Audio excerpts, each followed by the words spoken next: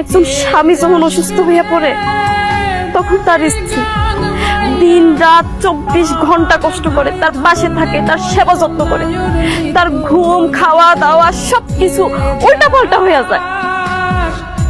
কিন্তু একজন স্ত্রী অসুস্থ হয়ে তার স্বামী কি তার এটা সেবা যত্ন করে?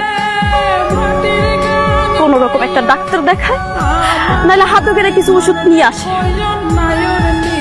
আর যদি রোগটা একটু কঠিন হয়, জটিল হয়, তখন স্বামী আর তার পরিবার এটাই চিন্তা করে যে এই বউটা কোন দিন মারা যাবে আর আমার ছেলে আরেকটা বিয়ে করবে।